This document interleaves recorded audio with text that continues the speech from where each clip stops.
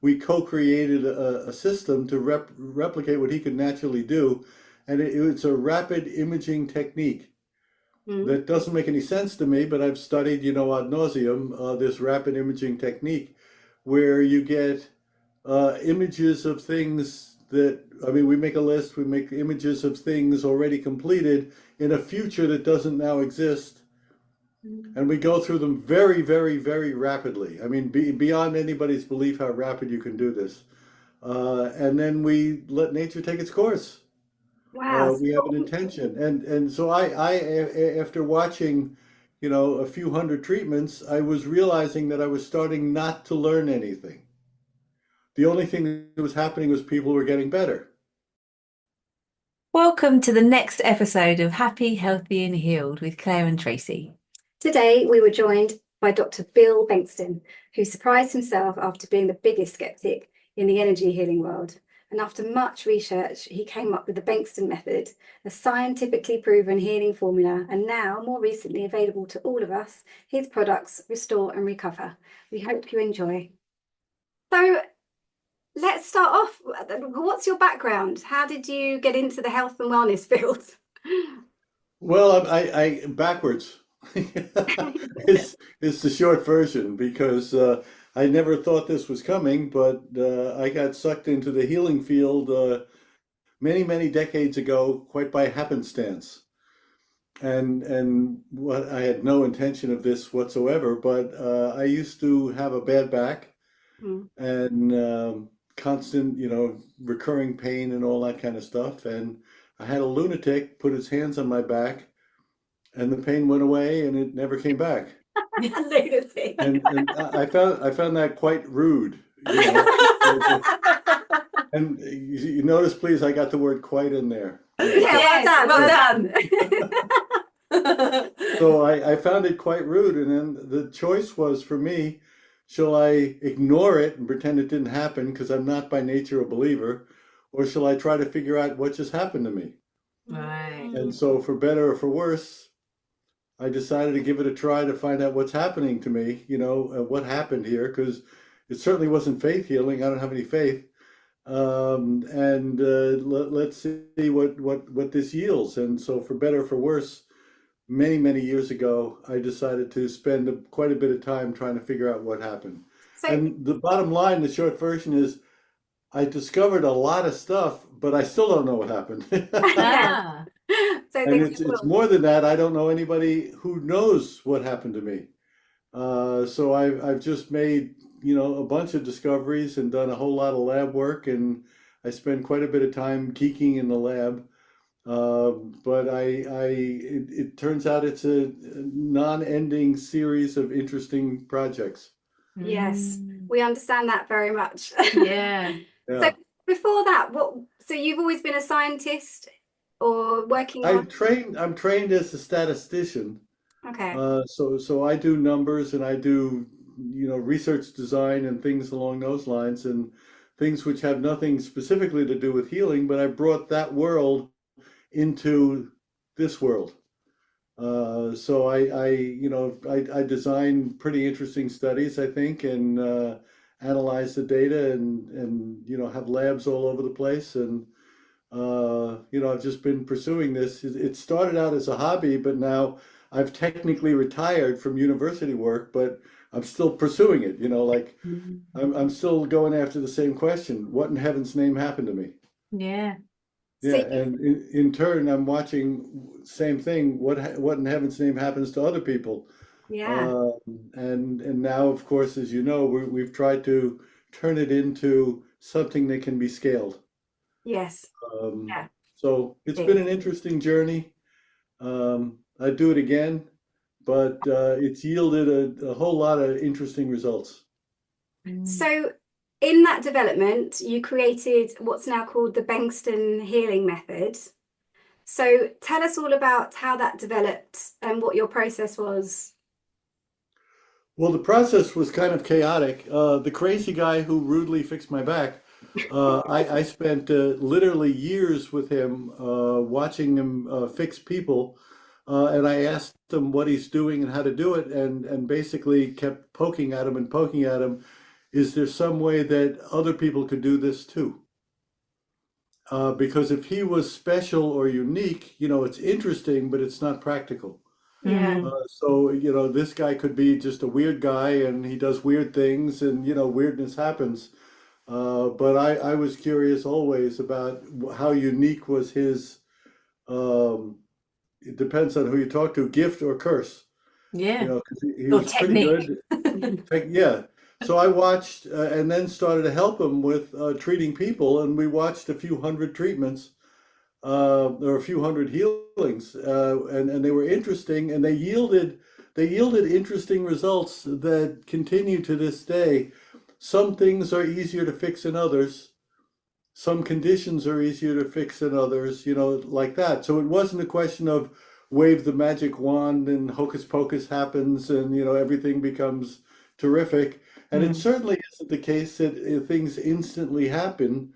There are patterns there which you can parse out, and they yield different results that people are used to, but it's also quite interesting. So we're very good with aggressive diseases, not so good with benign diseases or benign conditions. And so there's a joke that neither he nor I nor anybody we've trained in this method can do a wart. And if you go out into the healing land, and I'm not in healing land all the time, but if you go out into healing land, people will say, "Well, you're an idiot. Anybody can do a wart." You go up to a Awards. wart. I wondered what you Boom. meant then. Award. Awards, as in like a mole wart type thing. Yeah, something like that. Oh. I wondered what you said. Oh, okay. So maybe it didn't translate. No, it did. It just we didn't hear it Yeah, properly. didn't hear it properly. Okay, yeah. I'm talking warts here. And but everybody in healing land says any idiot can do a wart.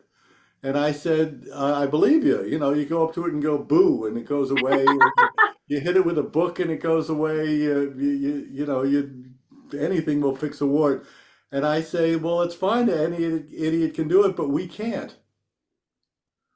In fact, anybody who learns the method can't do it anymore. Hmm, Now that's interesting. strange. Now, if you have cancer, it responds, and it responds very, very quickly. And if the cancer is aggressive, then it responds aggressively. If the cancer is a slow-growing, annoying kind of malignant growth, then it's harder to do. So we're particularly good with taking things away that you have. So if you have a malignant lump, then that's good, not good, but that responds. It's interesting if you have Alzheimer's on the brain, that responds very quickly. Age-related dementia doesn't. Alzheimer's does. Some of the things that we've tried and not been particularly successful with are things like Parkinson's. Right. Doesn't it And drive you a little? Parkinson's, the body's missing something. Yes. And we're better at taking things away than stimulating things that are missing. So what is it you're actually doing to the people that you're talking about?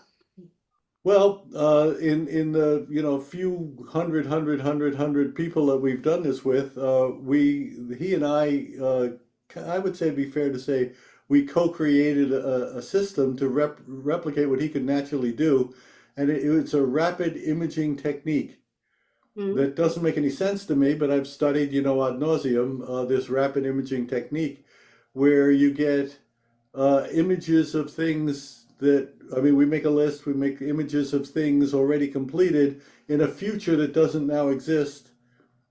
And we go through them very, very, very rapidly. Beyond anybody's belief how rapid you can do this. And then we let nature take its course. Wow. We have an intention. And so I after watching, a few hundred treatments, I was realizing that I was starting not to learn anything. The only thing that was happening was people were getting better. And some people think that's a good thing. I was trying to use the people to learn something. I wasn't so concerned with their health as I was with, let's find out what's going on and let's see, what the patterns are.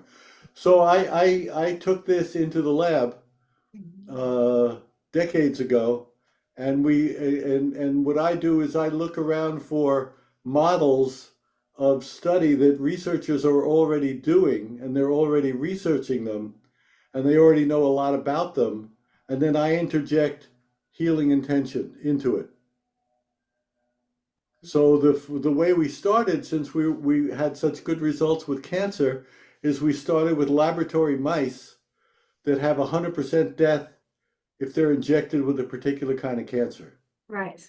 And you presumably don't care what the kind of cancer is, but you have laboratory mice injected with a certain number of cancer cells, and that yields 100% death in a month.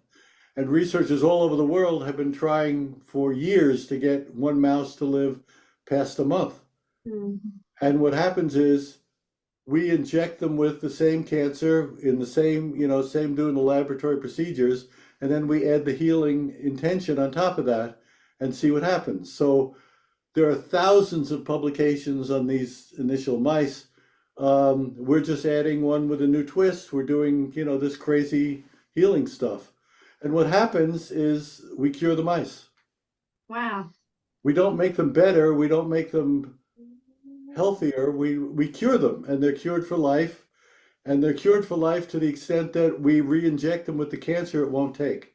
Wow. And we can take blood from that cured mouse and put it into another mouse, and it'll cure that mouse. So this guy that healed your back, he was a healer. So He wasn't when I met him. He turned Right. into a healer. I was the Okay. first person he ever treated. No way. Yeah.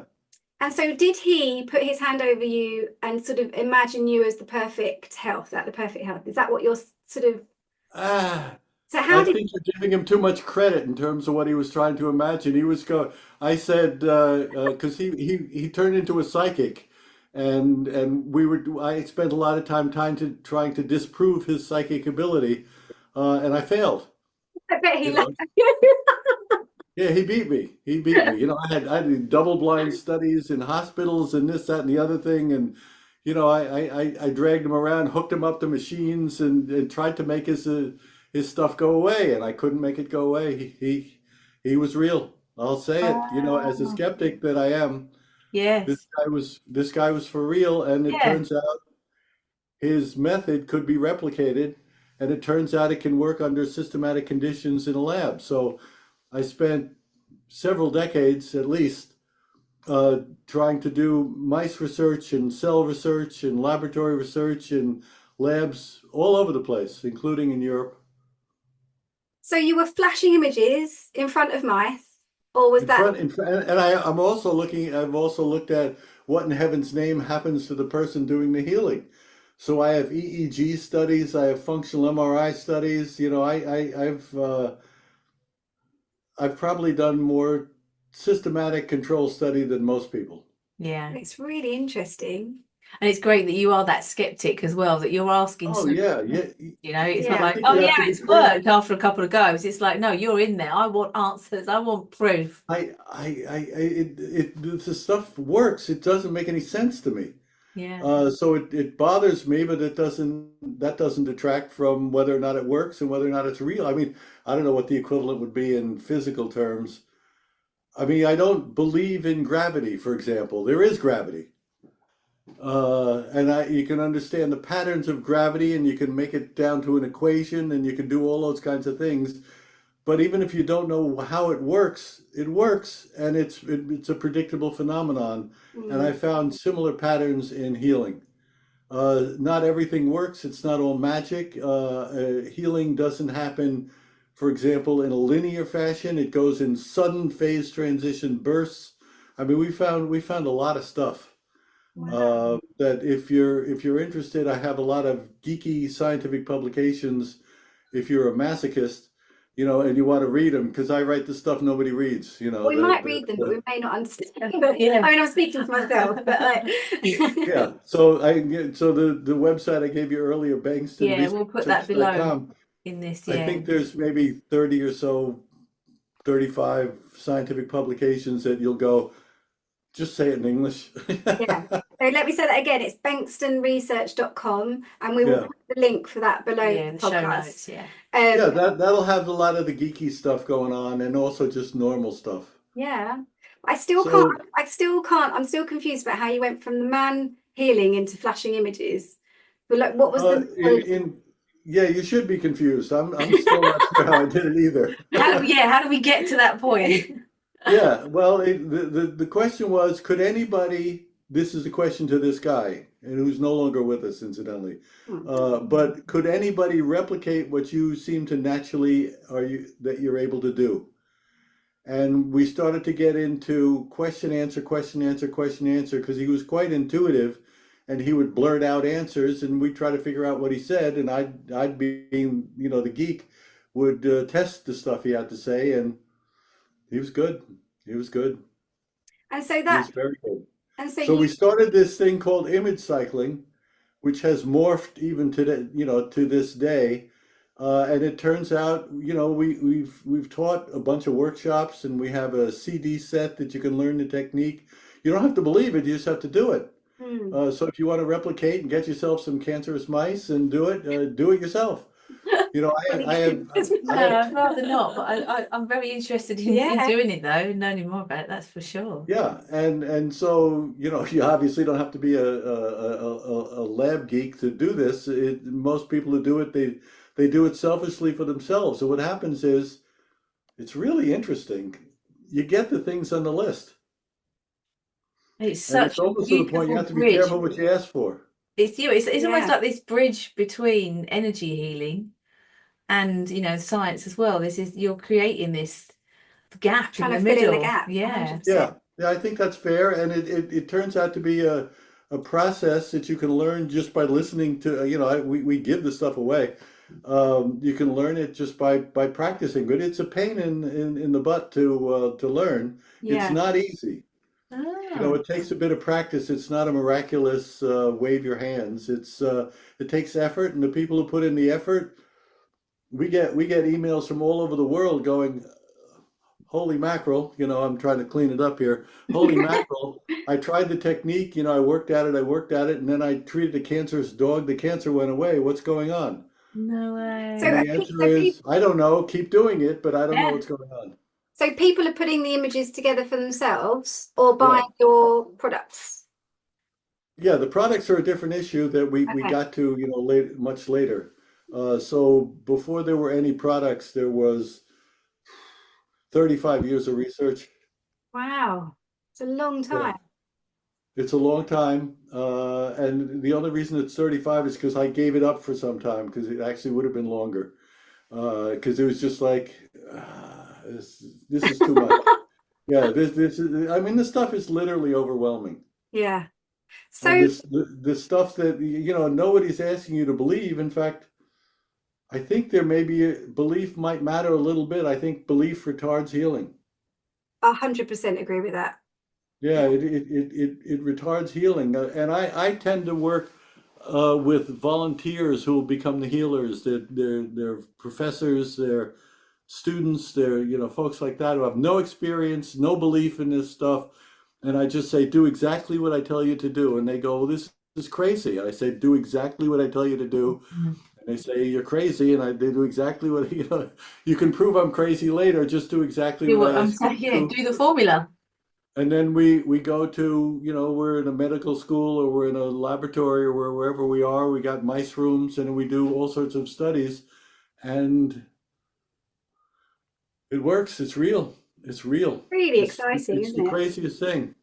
It really is the craziest thing. Well, we're very grateful for you bringing this to everybody. Yeah. So talking about one of the more recent studies then, since I didn't realize it had been over such a vast amount of time that you'd been doing this, but there was talk that we saw some research that you'd done on the COVID. Yeah, we did. That must have been one of the more recent studies you've done. Yeah, I've broken out into some human studies now. Just doing that instead of just always doing four-legged creatures, and or cell cultures or whatever it might be. You got to work your way up the evolutionary ladder, and we started doing some double-blind, placebo-controlled, really rigorous Yeah. kind of studies. And we wanted to see, do we affect COVID, for example? And yeah, we can fix COVID. And do you want to, and so we've done a bunch of things on a bunch of human conditions. The COVID study, though, we didn't use the healing techniques, the double blind, the cycling techniques. Um, we didn't do that for this. What we did is we used. I'm skipping around in my Yeah. head, so Okay. pardon the pause here. I'm not surprised over 35 years trying to get all this in one podcast. So you skip Yeah, around. I can cut it down to 5 minutes. I get 35 years. Some stuff happened, not much. Yeah. But the question I had after doing hundreds of studies and hundreds of people and hundreds of mice and all that stuff is, how do we make it, even if I don't understand it, how do I make it practical? Yeah. And it turns out, in my weird way of thinking about the world, that in order to make it practical, you have to be able to do a couple things.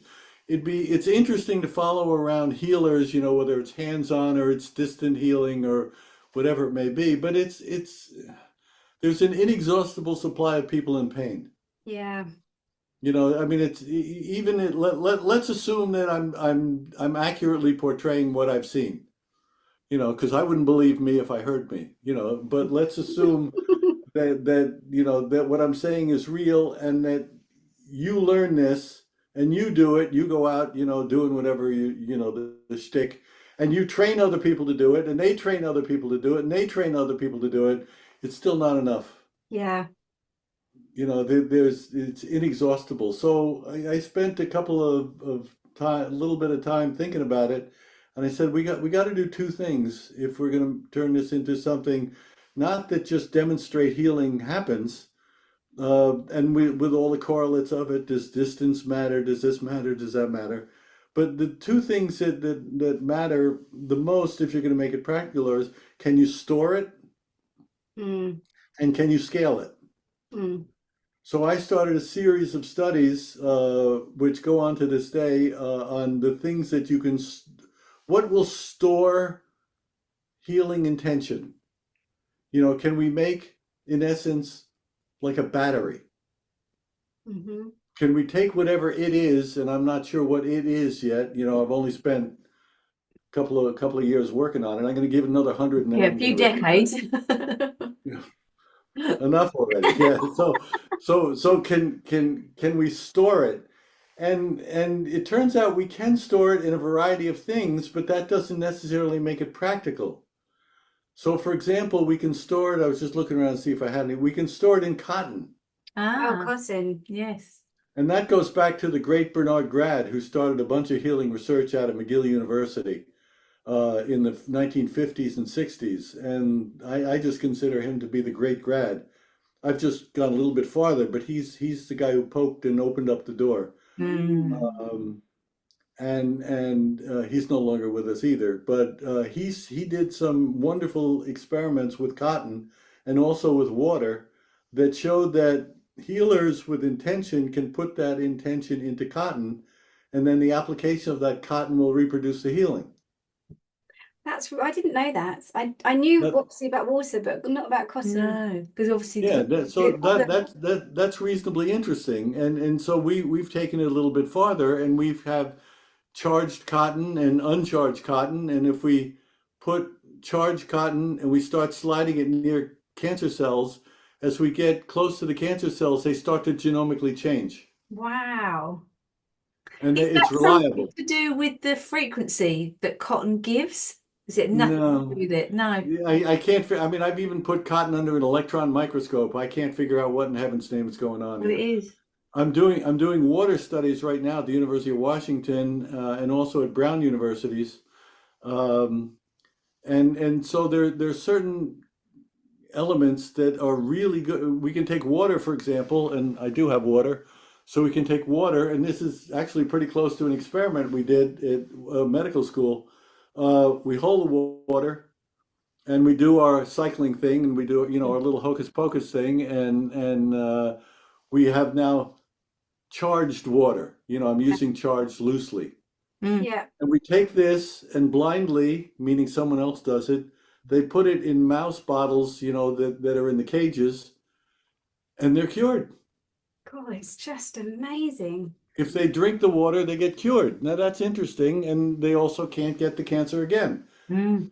And you could see the possibilities here of maybe making a vaccine or something like that. But Yes. because if a mouse is fixed, that mouse has internal to itself the cure for the cancer, and it can give it to other mice. Mm. The water can take the healing intention, and it's when a body needs it, the water will fix it.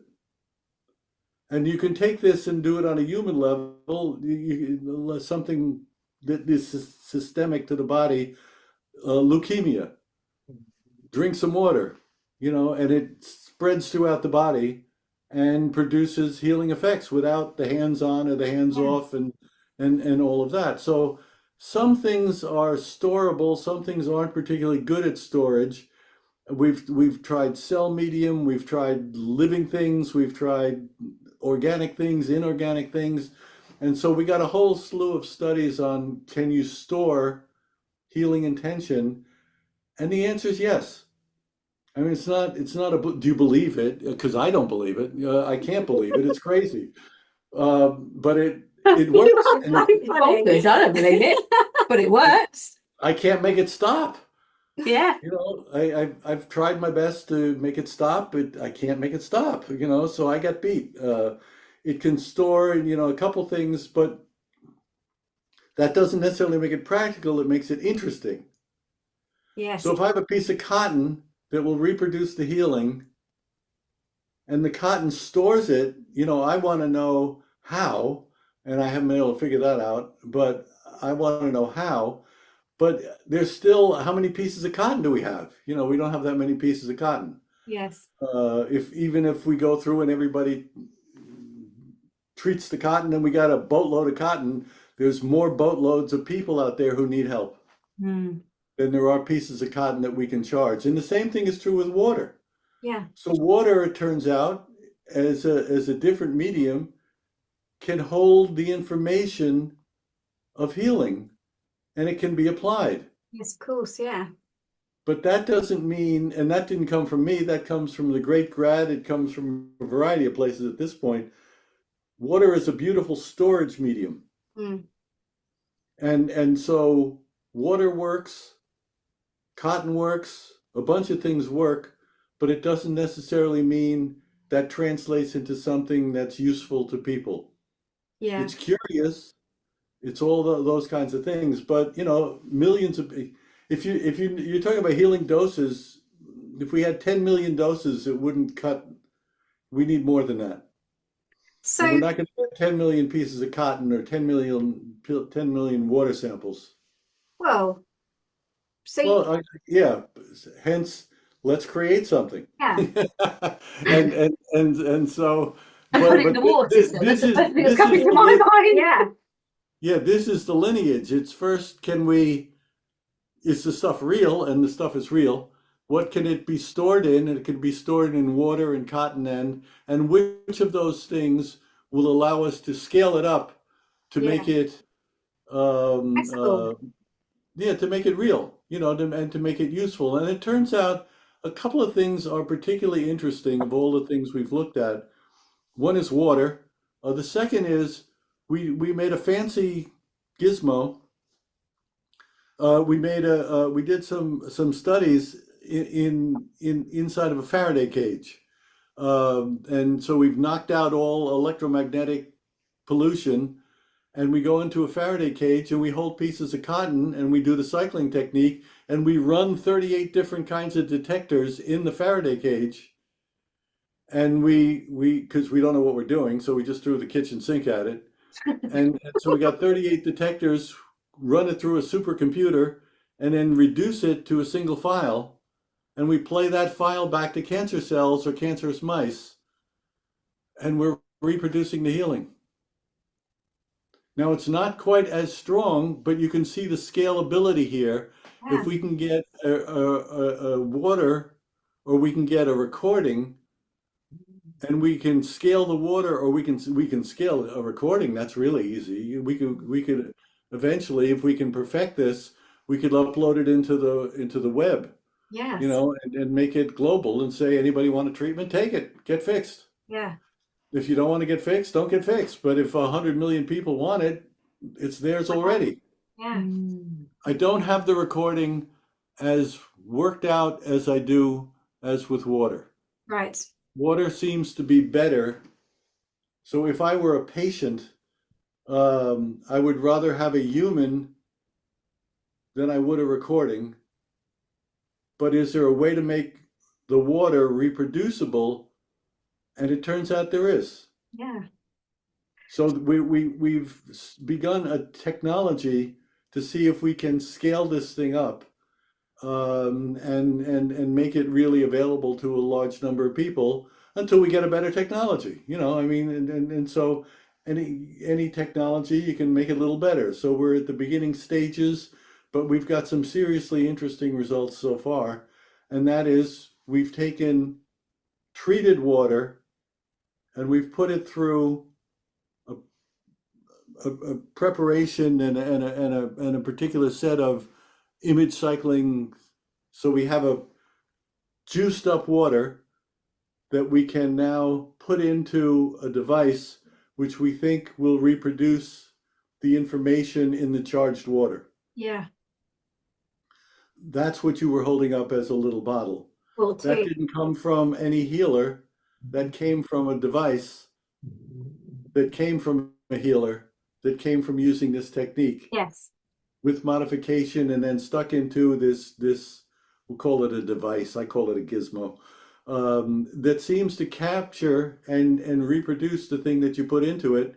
And so out comes a bunch of water, So and some of which go into bottles that you have. So And basically, these you've got restore and recover.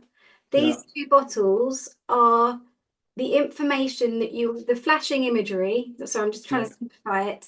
It's gone in the It's device. gone in the device that's now been imprinted in the water for people. that's what we think. That's the short version. So we see some possibilities, you know, for tinkering here and there.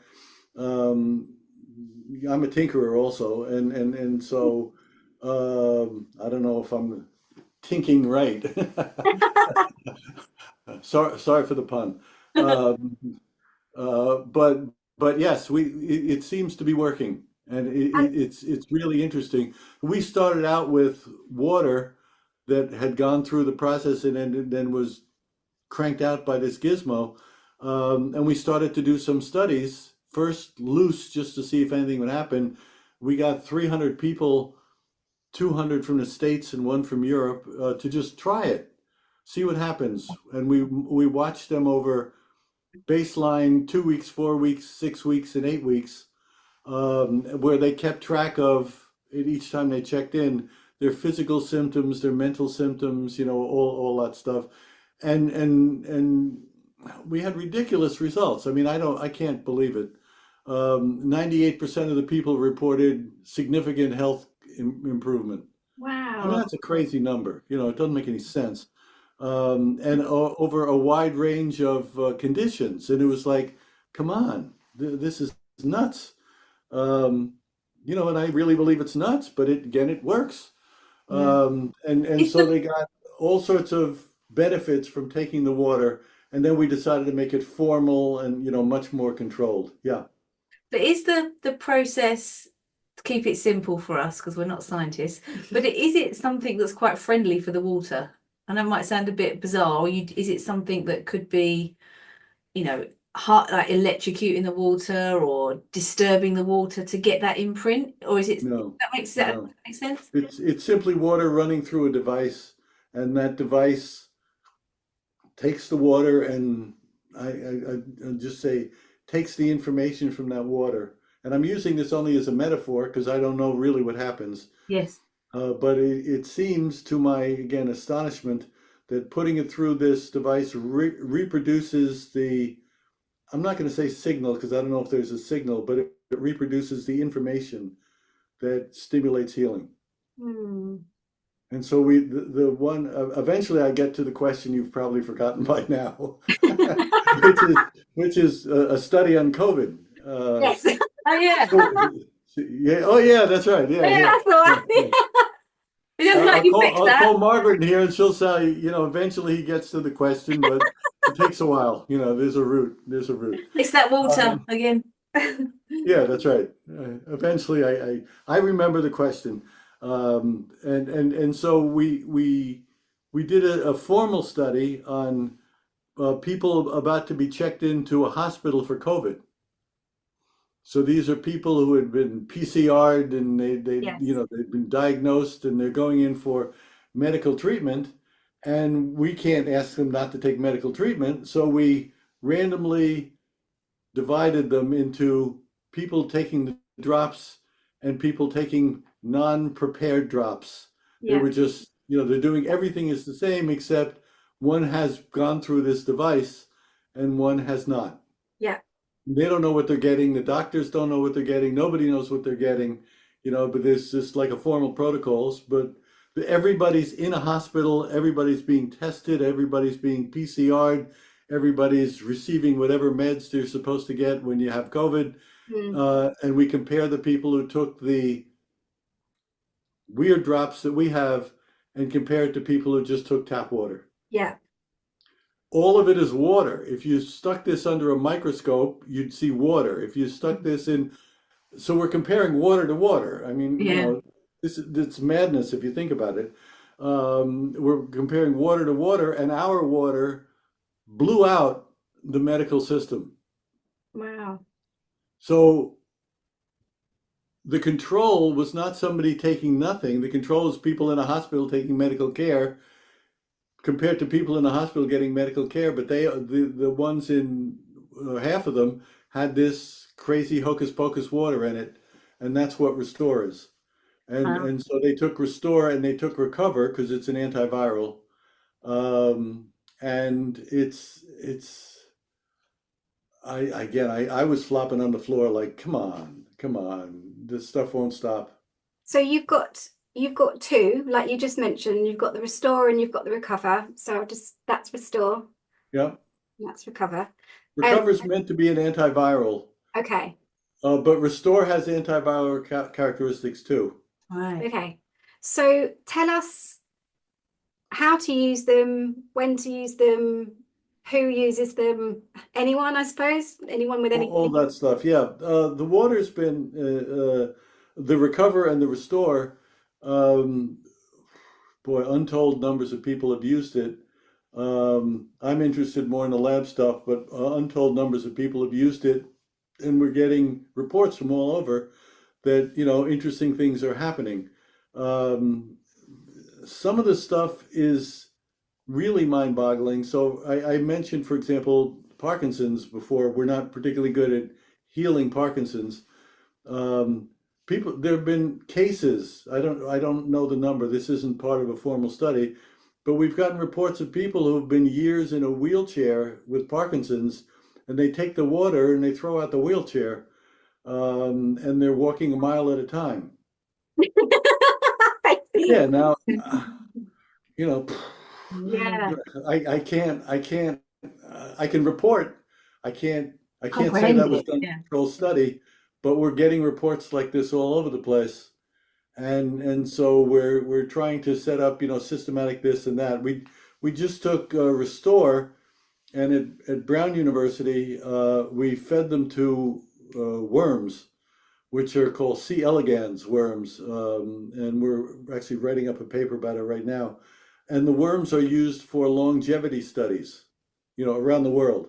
We're Right. not inventing it. And we put a couple of drops into their food supply and let the worms go be worms. Hmm. We increase the lifespan by about 10%. Wow. That's massive. It is massive. It's not so much for a worm, but if the 10% holds, for mice, or the 10% holds for humans, it's massive. So the Restore, when we've tested it for longevity, we get longevity outcome. If we test it for viral, we get viral outcome. If we test it for, we're getting results that causing me to go into intellectual, flopping on the floor because I know someone else that does that. what do you do when you see this? You start flopping on the floor, and I don't know what to do with it past that, other than we have to do it again, so we've done this many times. This isn't something that's a fluke. Yeah. When we do recordings and we get these results in cell cultures, we do it many times that I can say, I'm pretty conservative, and it can be independently replicated in independent labs. There's something about this water which is seriously interesting. Yeah. I don't know if it can be made better. Again, I'm working on the technology of it, but it's.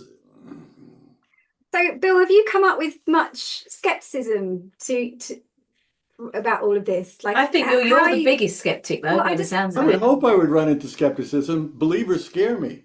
Belief is a dangerous road to take because people who believe in stuff have a tendency to try to reinforce their belief, Yes, it's very true. and they defend their beliefs.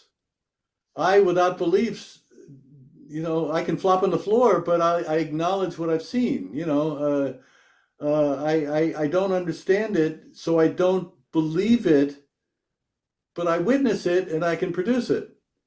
You must have a little bit of belief now, though, Bill. I believe the stuff that I've done, but I don't have an understanding of what I've done, how it was done. How it's got there, yeah. And so without that model of how the world works, the way I was trained, this doesn't fit. Yes. You're putting water through a device and you're doing this to the water before you put it in a device, and out comes, and then COVID goes away, and come on, say it out loud and you'll say, this is nuts. Not to It us. is nuts. No. Because it's nuts, it doesn't mean I won't take the water. Yeah. Yeah. So I'm a user of the water. I don't believe in the water, but I have not found anything that would suggest it's not real. Yeah. I haven't made that I can see any methodological mistakes. I haven't done any analytical mistakes, and I've done it multiple times in multiple labs. Something real is happening here. That's not a belief statement because it is. I've given talks on my cancer research to oncology departments in medical schools, and I get 75 oncologists coming to this, and they try to cut my knees out, and at the end I generally get a standing ovation because I can't find a flaw. And I said, I understand this is crazy. I'm so pleased that you're talking to these people as well. You're really bridging the gap. I think there's a lot of stuff that we don't understand. That doesn't mean that it's not doesn't exist. No. Yeah, just because we don't know how it works doesn't mean it doesn't exist, does it? No, exactly. That's exactly right. And I'm not arrogant enough to think that I know the right way the world exists. Yeah. I'm looking at stuff that occurs, and it occurs, and it occurs, and it occurs. It won't stop. Yeah. And so I have to think say, that it wants to happen as well, otherwise it wouldn't. if it stops, I'll say it stopped. But it has not stopped. And no matter which rock I look under, there's an interesting surprise. Have you tested how long they last for in the water? Because I can see they're in the black bottles, which means that they're kind of that's a packaging thing that I can't tell you enough about the packaging and how the packaging was packaged. I can tell you how long it lasts. We don't know. Some earlier work that was done by the great grad. So, for example, I have his original cotton that he used. It works at least 60 years. Wow. My guess on this water is that it might, the 60 years might just be arbitrary. But we got to check it back in 100 years. I just wondered because what's that glass, the black glass that you put things in to keep it? Oh, it's not. It's purple one. It's the dark purple, isn't it? I just wondered if that was anything like that. But anyway, it's not. Wow. I think you have to put on any stuff you're giving out or people are taking, you have to put a expiration date. But Yes. the reality is Forever. we certainly have the stuff years old that seems to be fine. Yeah. But I don't know whether it's 50 years, it's 100 years, it's 150 years. We Yeah. just, By the this sounds of stuff it, hasn't it's going existed to, long enough. it's going to outlive us. By the sounds of it. Oh, yeah, yeah. Or Yeah. not, if we keep taking it. Well, that's right. That's right. So how about we do this? I'll meet you in. We'll get back here in 21, Yeah. 24, 21, Exactly. 24. And we'll say, still working. Yeah, still rolling. Yeah, 22, 24. Oh man, it still works. I've had enough, Bill. Can you stop it Yeah, now? that's right. Make it stop. Make it stop. We'll all get together and flop on the floor, see what we got. So what is next, Bill? Well, can I ask one Oh, more go question on, before we sorry. go on what is next? So when it comes to what would you recommend then? People buying them as a set and using them? And if so, why didn't you just make one product? Why are they separate? What's the benefit? And I'm speaking with some data, but not enough. Restore will have antiviral capacity. Recover is made for antiviral capacity. Together, I think there's a complement there. The Restore is more of a general health promoter. That's its intention. And within general health, we've got an antiviral. Now, we're not against viruses because viruses are our friends. Yes. Without viruses, we wouldn't be alive. Yeah. But there's some viruses we don't like. Now, how, a reasonable question that I don't have an answer to, how is it that the Restore and the Recover will get at the viruses we don't like and get rid of them and leave the good viruses alone? It sounds like it's more just working on the innate wisdom of the body rather than breaking And that something might be the down, case. rather Yeah. than You're working with it's us. building us up to deal with whatever we need to deal with. I Yeah. think healing comes primarily from the healee, not the healer. Yes. And this water is doing, I think, similar things. Its applications have extended way past what I've thought about as a possibility. And so these are like uncontrolled tests that people are doing all over the world with Restore and Recover. And general health, including, conditions like viruses, but with Recover seems to be a good combination. You can do one without the other, certainly. Yeah. And if you were going to do only one, I would do Restore. Yeah. Because it seems to be the more generic of the applications. Yeah. But yeah, ideally together. But they're just taking it sublingually. We're not talking about large amounts. When we did our COVID study, we had 2 drops under the tongue. We did a couple, 4 or 6 times a day. And that's it. That's it. You just under the tongue because it absorbs real quick there. Yeah. Give it a shot and, see what happens. Yeah. And the other question would be then, if it is taking almost a picture of the water, could you not seed water with it then, as in putting it into water? Does water charge water? Is your question? But yeah, Can we just put this in our these water? into the water? Would that then? My guess is, and it's simply, my guess is there'd be some effect.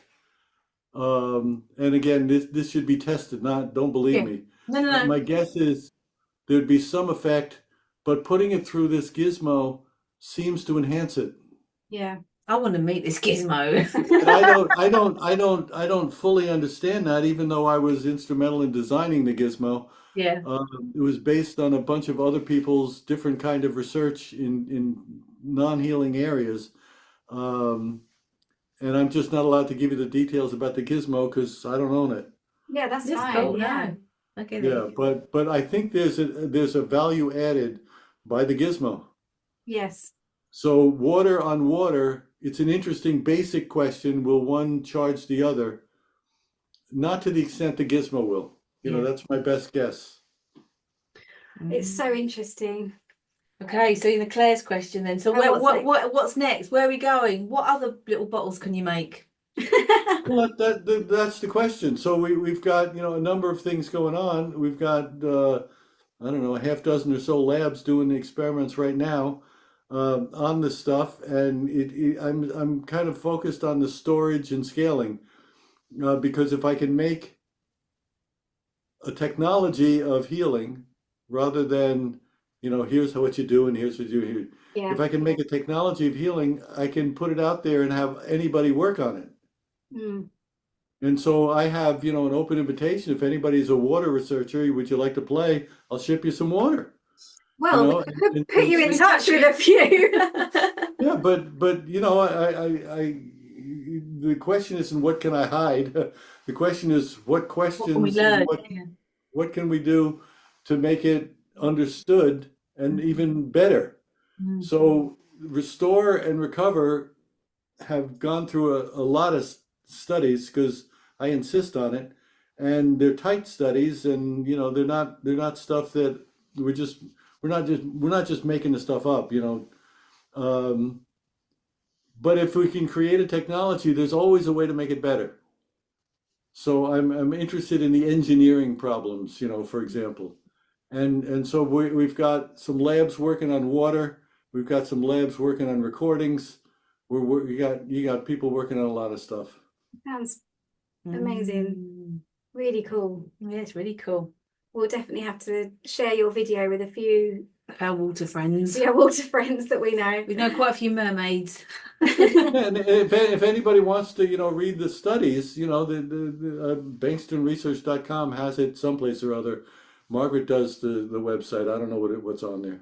We've got a lovely friend of ours that we met only last weekend, and he was so excited that we were meeting you, Ricardo. He's an engineer, so he was he was going to send us some questions, wasn't he? Yeah. Yeah, he was very excited. But Well, there's also ways on the website to get a hold of me, so if he's got questions, we answer a lot of questions, and oftentimes our question is answered by, I don't know, but it seems to work. Oh, Bill, Help us, join us, and probably would love that, join in wouldn't the you? fun. Yeah. Oh, thank you Yeah, so join in the fun. much. I've got crazy people on my team. I've got somebody with a PhD in signal analysis working on recordings. I got, biologists, as you'd expect, immunologists. We've got, Oh, a lot of people are interested in the problem from trying to understand what in heaven's name is going on. And at the same time, we got people playing around with how can we make it better? How do we make it stronger? How do we make it more reliable? What if we give this out more systematically, can we start to see really what the patterns are, what it works on or not? What are its strengths, what are its weaknesses, and how do we fix the weaknesses? Mm. So I think there'll be enough for us to work on for a couple of weeks anyway. Yeah. If you come back in a couple of weeks, I should know everything, yeah. We'll get that, yeah. We'll pick you in. And while you're working it out, work out a way that we can get it to come from the clouds so we can get it on the earth and we can get it in our taps. That'd be really handy, all right? That's exactly right. But that is exactly right. That's what I'm trying to figure out. How do I make this worldwide? Yeah. And so you don't, and it's mass produced in the same way that you can mass produce batteries. Now, a couple hundred years ago, when people didn't know much about electricity, that would sound like an impossibility. And now we take it for granted. That's what I'd like healing to be. Yeah. Healing has gotten too wrapped up in, I don't know, belief. Yeah. But then I think that's like something you said earlier about the people that don't have the belief, it doesn't tend to work on so much. I think when you're stuck in that closed door, or that you've shut the door and you're not interested, those people, there is definitely something in that with regard. Well, if you believe, it depends on which direction. So there's people who are believers, everything is true, and people who are believers, everything is false. Yes, exactly that, yeah. I'm the skeptic in the middle saying I don't have the arrogance to claim I know how the world really works. Yeah, open-mindedness. Yeah, that's what a skeptic should be. And there's not a lot of skeptics in the world. They've reduced themselves to believers, and then they fight amongst themselves. You know, it's crazy. I've been invited, for example, to skeptic societies, you know, to present some of my data, and I usually like that. It's fun to screw around with people's heads. So I go to a skeptic society, and I will generally start by saying I'm the only skeptic in the room.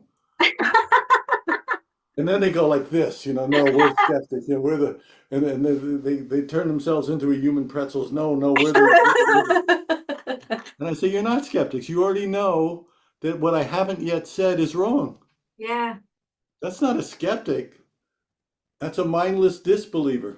yeah, yeah. There's a huge difference. Agreed. Yeah. Mindless disbelievers to me are the same as mindless believers. Yeah. So show me what you got, and then let me think. Oh, it's Is my thing, and I don't know enough to tell you what's proper to think. And if you can find a flaw, show me. I'll be grateful. Yeah. it's amazing. Thank you so much. Thank you for all your hard work Yeah. and bringing it to us. And your skeptic Skeptic mind. Yeah. For asking the questions. I can't be otherwise. It's just not who I am.